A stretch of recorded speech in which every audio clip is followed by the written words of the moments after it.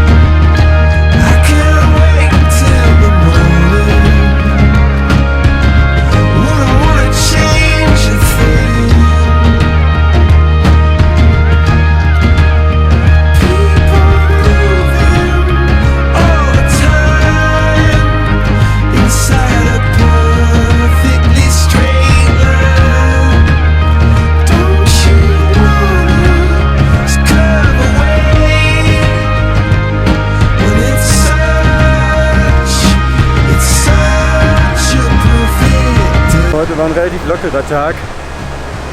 Wir haben es doch tatsächlich bis nach Chame geschafft. Das liegt auf 2000, ca. 600 bis 700 Metern. Und ja, selbst hier fühlt es sich schon an, als wären wir richtig hoch. Morgen laufen wir auch ungefähr 3.500 Meter nach Upper Pisang. Das ist ein riesiges Felsmassiv hier nebenan. Sieht so aus.